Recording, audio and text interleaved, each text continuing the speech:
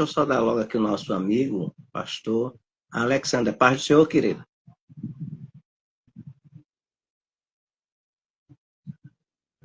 A paz do Senhor, boa noite, Aparecida, Donizete, nossa irmã Denise, que também já esteve conosco, o presbítero Cláudio Honor, que este tempo seja um tempo de clareza, mas, acima de tudo, um tempo de alívio, porque no momento em que nós entendemos o que estamos vivendo, nós somos aliviados.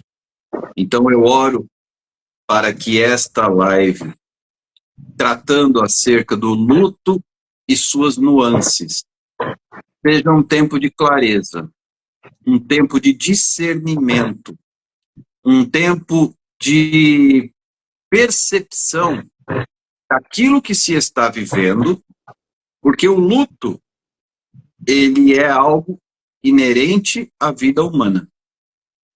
Ou passamos, ou estamos passando, ou passaremos por ele.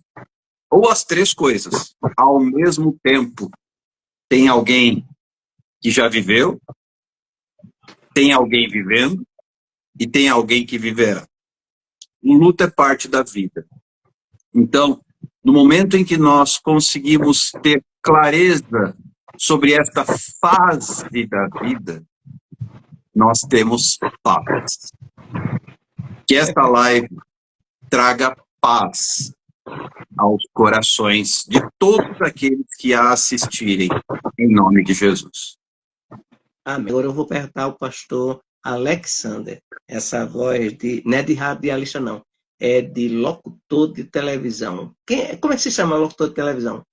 Se chamam como? Não é locutor não. Apresentador de televisão. Apresentador. Isso mesmo, apresentador. Pronto. Ele tem a voz de apresentador de televisão de primeiro mundo. Ok, mas vamos lá. Eu quero saber, pastor Alexander, na qualidade, o senhor não é psicólogo, mas é muito entendido na psicologia, tudo bem. Mas há quem diga que pastor não sofre. Isso eu já vi de outros pastores no púlpito da igreja. Pastor não sofre, pastor não fica doente, pastor é para cuidar de doente. Aí eu pergunto, é bem assim, pastor Alexander? Eu posso dar um exemplo para responder a sua pergunta, presbítero Cláudio Honor, falando sobre Jesus. A pergunta é simples. Eu vou descer um degrau na sua abordagem. Pastor não pode ficar doente. Pastor, então, não pode passar pelo luto. Se não pode ficar doente, também não pode viver o luto. Mas deixa eu descer um degrau e não falar só de pastor, falar de crente. Crente pode ficar de luto? Vamos ver o que a Bíblia diz a respeito, tomando por base ninguém menos do que Jesus Cristo. Ora, está aqui o pastor Donizete, para me corrigir se eu estiver errado. Mas o luto, ele é um sentimento humano. Ele é a vivência de um processo de pesar. Portanto, ele é inerente à nossa humanidade. E a questão é simples. Jesus Cristo, homem, na condição humana, sujeito, como diz a Bíblia, às mesmas paixões que nós, ele viveu o luto. E como é que nós podemos ter certeza disso? Vamos para a Bíblia. No Evangelho escrito por João, capítulo 11, versículo 35, A Bíblia diz que Jesus chorou diante da morte do seu amigo Lázaro. Jesus chorou. Tanto que houve um burburinho dizendo, nossa, vejam como ele o amava. Mas perceba que aqui eu tenho o Jesus homem e o Jesus filho de Deus. O Jesus homem chorou, mesmo sabendo o que ele estava para fazer em seguida. Perceba que estar cheio do poder, e eu acho que ninguém que pisou sobre esta terra, ou que ainda pisa ou pisará, teve mais poder do que Jesus Cristo. Eu receio arriscar com boa margem de erro que ninguém que pisou, pisa ou pisará sobre esta terra teve mais poder, esteve mais cheio do Espírito Santo que Jesus Cristo. Entretanto, isso não anula a humanidade. Aqui fica uma garantia.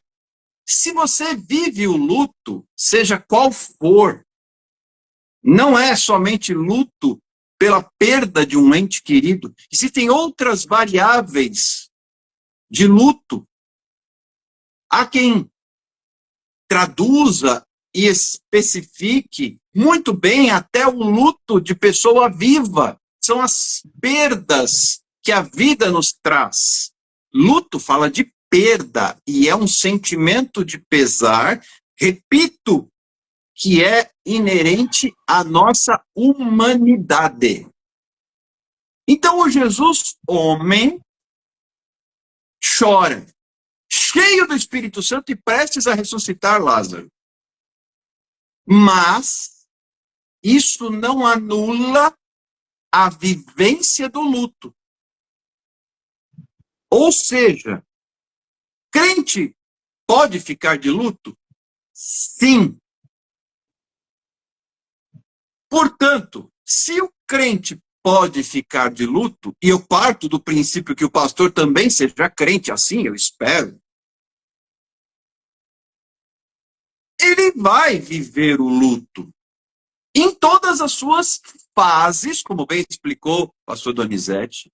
O luto tem fases, ele vai viver o luto, ele vai passar pelas fases do luto, ele vai precisar elaborar, agora é um termo da psicologia, elaborar esse luto, traduzindo, processar tudo isso dentro dele, porque ele é um ser humano, a menos que a inteligência artificial comece a fabricar pastores. Aí, não vamos dizer que vão ficar doentes, que vão passar pelo luto. E é interessante, eu separei algumas avaliações aqui que a gente vai trazendo ao longo desse nosso bate-papo, elucidando algumas questões à luz da palavra de Deus. Então essa é a nossa primeira abordagem, respondendo a pergunta objetivamente do presbítero Cláudio Honor. Pastor pode ficar doente? Sim. Um sonoro? Sim. Pastor, portanto, viverá, viveu ou vive o luto? Também um sonoro? Sim. Consequentemente, ele precisa de tratamento. E muitos pastores, líderes das mais diferentes nomenclaturas eclesiásticas, eles caem porque não cuidam de si mesmos. Quando eu falo em saúde, eu não posso pensar só na minha rigidez física. Eu preciso avaliar a minha rigidez espiritual e emocional. O luto, ele está, como eu disse, ele é um sentimento. Então, ele atua na alma. Eu não posso descaracterizar a tricotomia humana. Nós somos tricotômicos, traduzindo, corpo, alma e espírito. 3 partes. Eu gosto de comparar com o ovo. Casca, clara e gema. 3 partes.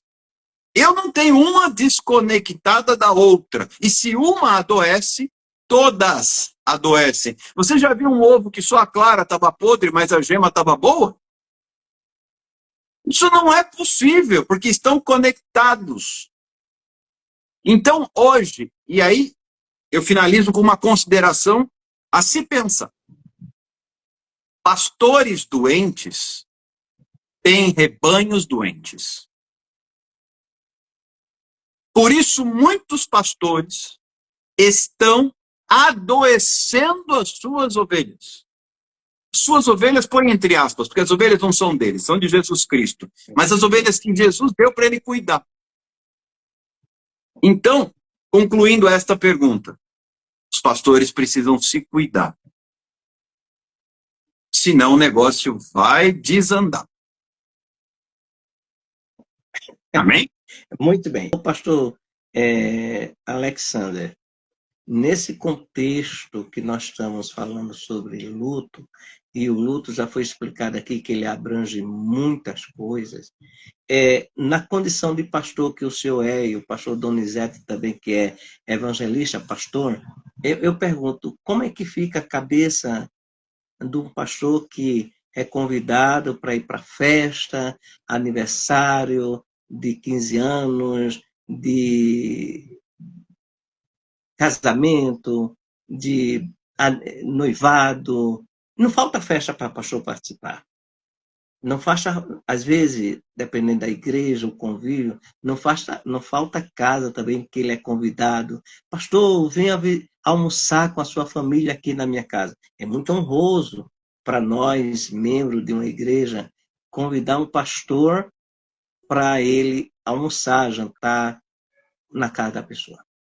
Mas eu pergunto, nesse cenário todo de coisas boas, esse pastor é um homem de Deus, esse pastor, mas de repente o pastor é chamado para fazer um óbito, um culto fúnebre daquela pessoa que tanto amava. Como é que fica a cabeça, ou o sentimento, melhor dizendo, de um pastor, nesse caso de luto? Interessante a sua pergunta, presbítero. Eu vou pegar emprestado uma frase do meu filho. Meu filho me deu um título há uns anos atrás. Hoje ele tem 20 anos de idade, mas na época ele era adolescente. Ele falou, você é pastor de velório. De tantas vezes que eu, naquela época, fui chamado a ministrar em velórios e ou cultos fúnebres. Vocês terem uma ideia, até numa celebração, eu não vou usar o nome porque agora tem uma série de restrições aqui na diretiva da plataforma, mas até numa cerimônia de despedida de um finado praticante de religião afrodescendente, eu fui chamado. Todo mundo de branco, paramentado com aquelas vestimentas próprias, só que o irmão do falecido trabalhava com a minha esposa e sabia que eu era pastor. E ele já havia ouvido algumas coisas que eu havia dito. Ele disse, você pode deixar uma palavra no velório do meu irmão? Então, a vida de um pastor, e por isso que o pastor precisa se cuidar, é uma montanha-russa de emoções. E eu comecei nessa seara muito cedo. Para vocês terem uma ideia, o primeiro culto fúnebre que eu fiz, que eu celebrei, foi da minha bisavó, em 1995. Portanto, há 31 anos. E mais tarde, quando terminou a celebração, as pessoas vieram me dizer assim, é incrível, porque nas suas palavras havia dor, mas havia paz. Assim como o Raíssa era a queridinha de Miguel, eu era o queridinho de Olga, minha bisavó. Porque eu fui o primeiro bisneto. E, por uma coincidência, fisicamente eu me parecia muito com o meu avô, filho dela, já falecido na época. Então ela transferiu, o pastor Donizete sabe explicar isso muito bem, missionária Mônica também, ela transferiu alguns afetos que ela tinha pelo filho para mim. E fui eu quem celebrou o culto fúnebre de Dona Olga, uma mulher assembleiana raiz, que levou minha mãe aos caminhos do Senhor, do qual eu sou fruto como filho mais velho e herdeiro do ministério. Ou seja, eu carrego o legado da minha bisavó, mas quem fez o culto fúnebre dela fui eu. Entende essa montanha-russa de emoções, de afetos? E o pastor, se ele não se tratar, eu vou usar uma expressão bem popular, ele pira na batatinha. Porque ele, no mesmo dia, celebra um casamento e faz um velório. No mesmo dia, ou na mesma semana, no mesmo período, ele se prepara para fazer um culto de ação de graças, mas também vai visitar um paciente terminal no hospital. Isso mexe com o nosso emocional. Então, pegando carona na pergunta anterior que o presbítero Cláudio não me fez, pastor adoece sim, especialmente das emoções. Não é à toa que tem um monte de pastor com depressão. Pastores que vocês conhecem, saem nas notícias aí, nas redes sociais, que atentam contra a própria vida. Por quê? Porque não se trataram. Porque a depressão, e eu vivi a depressão por 2 vezes. E hoje eu entendo que Deus permitiu que eu passasse pelo processo para entender a dor de quem está passando. Porque eu vivi essa dor. Eu vivi esse dilema. Mas eu também aprendi muito sobre psicanálise, psicoterapia e psicologia como paciente. Quando fui me tratar. E isso me dá subsídio para manter a minha rigidez emocional. Por quê? Cada situação que eu vivo na igreja, olha só o que a Bíblia diz. Em Gálatas 6:2, ele fala sobre compartilhar, sobre aliviar as cargas. Mas como é que eu alivio a carga de alguém? Romanos 12:15, chorando com os que choram e se alegrando com os que se alegram. Ou seja, eu pego um pouquinho da tristeza de quem está triste e pego um pouquinho da alegria de quem está alegre. Há uma troca. Em Mateus 11:28-29, Jesus fala assim, vinde a mim, todos os que estáis cansados e sobrecarregados, e eu vos aliviarei. Tomai sobre vós o meu jugo, pois o meu fardo é leve, meu jugo é suave, e vocês encontrarão descanso para a vossa alma. Ou seja, é uma troca. Você pega o fardo de Jesus, que é leve, pega o jugo de Jesus, que é suave, e deixa o seu, que é duro e pesado. E quando nós, enquanto sacerdotes, exercemos a função sacerdotal, também fazemos uma troca. Nós pegamos um pouquinho do fardo e do jugo das nossas ovelhas e deixamos o nosso com elas. Há uma interação. Como também há uma interação entre terapeuta e paciente. Por isso que o terapeuta precisa se tratar. Porque acaba havendo uma conexão. Há uma interação. Porque o atendimento do consultório psicanalítico, do consultório da psicologia, ele promove uma interação. Há uma conexão. Por isso que o CRP faz ressalvas em relação a ter como paciente alguém conhecido, do seu vínculo. Por quê? Porque como é que você vai trocar de uma história que você já faz parte? Aí se estabelece algumas conexões deturpadas. E aqui os profissionais da área poderão explicar isso melhor do que eu. Então há necessidade de que sejam feitas conexões novas. E essas conexões novas só partem de um princípio de alguém que não se conhecia previamente. Porque aí começarão a ser feitas novas conexões. E são conexões terapêuticas.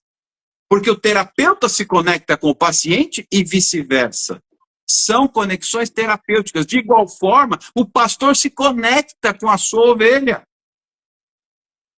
Tanto assim que Davi, quando escreve o Salmo 23, ele está falando sobre pastor. O Senhor é meu pastor, nada me faltará. Ele me faz repousar em pastos verdejantes, guia-me mansamente às águas tranquilas, refrigera a minha alma. Alma. Emoções, sentimentos. É interessante, se você fizer uma análise psicanalítica e psicológica do Salmo 23, a conexão pastor-ovelha é uma conexão de cura. Guia-me mansamente às águas tranquilas. Leva-me às águas de descanso. Guia-me pelas veredas da justiça, por amor do seu nome. O versículo 4 é emblemático. Ainda que eu ande pelo vale da sombra da morte, não temerei, porque o Senhor está comigo. Olha o vínculo, olha a conexão. A sua vara e o seu cajado me consola. Prepara uma mesa. Mesa é lugar de conexão. Na presença dos meus adversários, ele me cura diante dos meus adversários. Ele ministra o óleo. Até que o meu cálice transborda. Certamente que a bondade e a misericórdia do Senhor me seguirão todos os dias da minha vida. E habitarei na casa do Senhor. Só vai habitar na casa do Senhor quem for curado. Sim. Por longos dias. Então, sim, é necessário entender por quê.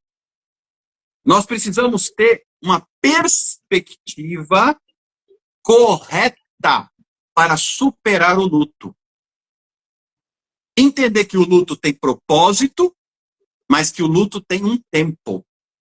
De Eclesiastes, capítulo 3, ele fala que tudo tem um tempo determinado debaixo do céu. Ou seja, o luto tem um tempo.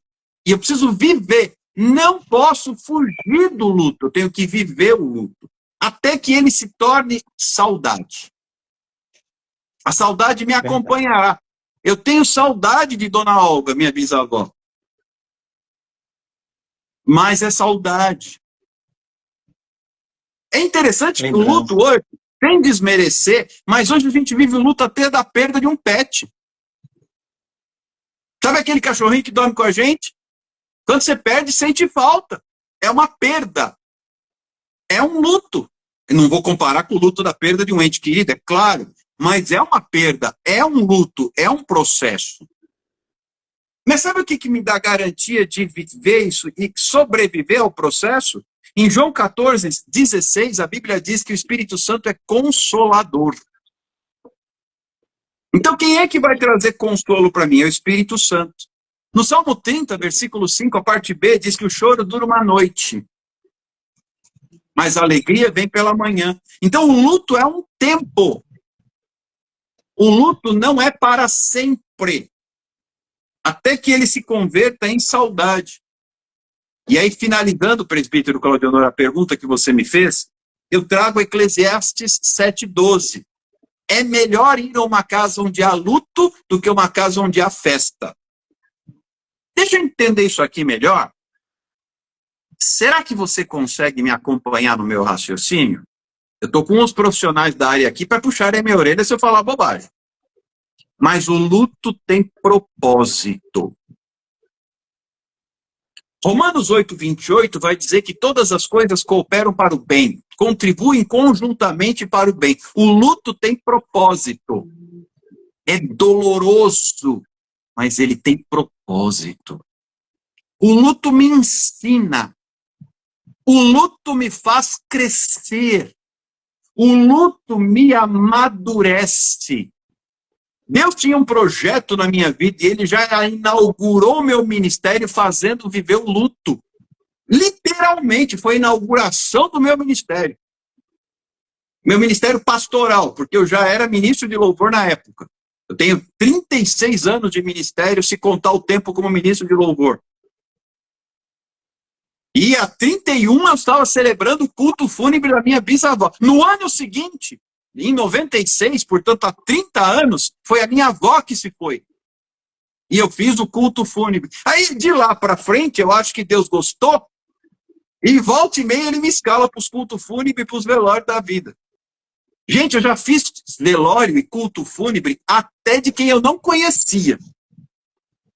Aí eu só fiz uma oração, disse, Deus, me ajuda, venha cá, Senhor, como diziam os nordestinos, venha cá, Senhor. O que eu vou falar? Eu não posso chegar lá e falar um monte de groselha, porque eu não conheço o morto, não conheço a família, não conheço ninguém. O que eu faço? Não me esqueço. Deus me deu uma palavra. E com aquela palavra, eu falei sobre o morto sem nunca tê-lo conhecido. Quando terminou, a neta da falecida veio me procurar e falou, você conhecia minha avó? Eu falei, não. Você falou tudo sobre a vida dela. E eu quero ouvir mais a respeito desse Jesus. Eu aprendi com um dos pastores que foi referência para mim, chamado Christian Romo, ele é chileno. Já está bem velhinho. Ele dizia assim, não há lugar melhor para falar de Jesus do que em velório, porque as pessoas estão com o coração quebrantado. E de lá para cá, muitas vezes tenho feito isso. Entenda que o luto tem propósito. Entenda que Deus está com você no meio do luto. E, finalmente, saiba que o Senhor é o Senhor da morte e da vida. Amém? Como a nossa amiga Adilis, ela está completando um ano hoje e está conectadíssima conosco, eu pediria ao pastor Alexandre que deixasse um versículo para ela, por favor. Amém. Eu vou deixar para você, Adilis, um texto que é muito conhecido, mas que Deus tem falado muito ao meu coração, inclusive foi objeto da minha pregação do domingo passado. Em 2 Coríntios, capítulo 12, você conhece a história, o texto fala sobre o espinho na carne do apóstolo Paulo. E no versículo 8, ele diz assim, 3 vezes pedi ao Senhor que o afastasse de mim. E eu vou deixar para você, Adilis, o versículo 9. Então ele me disse, a minha graça é o que basta para você. Porque o poder se aperfeiçoa na fraqueza. 2 Coríntios 12, 9. Então ele me disse, a minha graça é o que basta para você, porque o poder se aperfeiçoa na fraqueza. Que você possa entender o caminho que Deus tem para a sua vida. Lembrando que o nosso Deus não é Deus de atalhos. Jesus Cristo, ele é o caminho. Toda vez que surge em nossa história um atalho, ele não vem de Deus. O Senhor nos leva pelo caminho. Porém, o caminho é longo, o caminho é espinhoso, o caminho é apertado, a porta é estreita, Jesus fala sobre isso em Mateus 7. São poucos os que acertam com ele. Mas sempre a Bíblia fala sobre caminho. Provérbios 22, 6 ensina a criança no caminho. Então, Adilis, que você consiga vislumbrar o caminho que Deus tem para a sua vida. E não se desespere diante das circunstâncias. Por quê?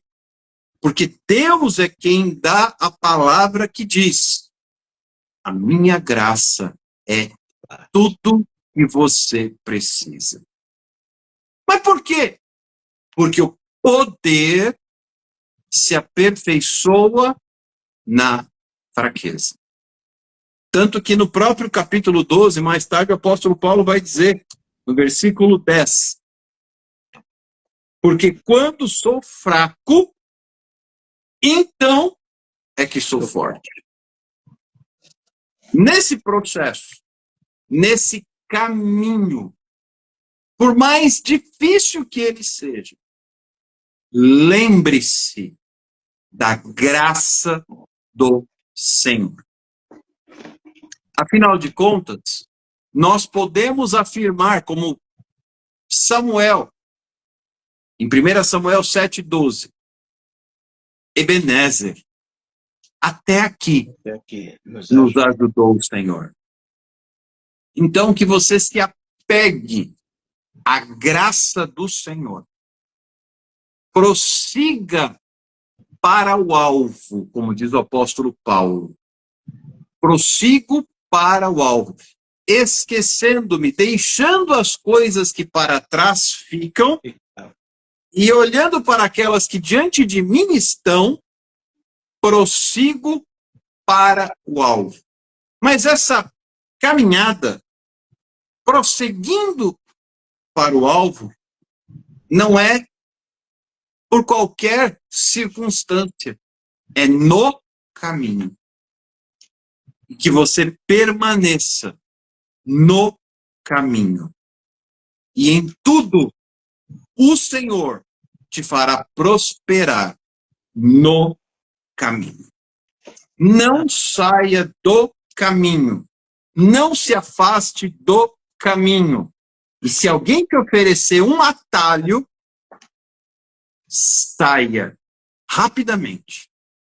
Porque o nosso Deus, Ele é Deus de caminho.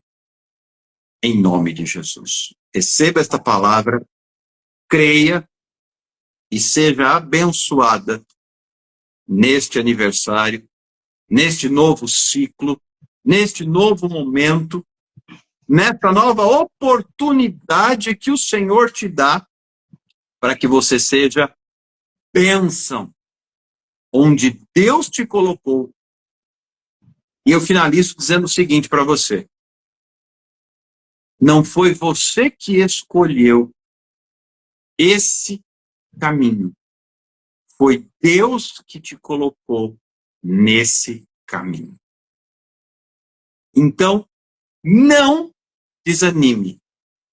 Não desista. Não olhe para trás. Não faça como Israel, que tinha saudades do Egito. Avance. Porque quem te colocou nesse caminho é que vai te levar até o fim.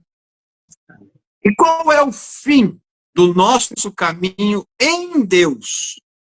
O fim é a terra da promessa. Adílis, você está a caminho da terra da promessa. Espiritualmente falando, olhe com os olhos da fé e contemple Canaã do outro lado do Jordão. Tome posse da bênção do Senhor, mas lhe resta uma coisa. Assim como foi no tempo de Josué, é preciso atravessar o Jordão. Chegou o tempo, Adílis, de cruzar o Jordão para chegar na promessa. Muitas vezes no nosso caminho tem obstáculos. O Jordão era um obstáculo. Mas eu conheço um Deus que não se importa com os obstáculos. Ele divide as águas ou ele faz as águas pararem para o seu povo continuar no caminho. Deus abençoe, em nome de Jesus.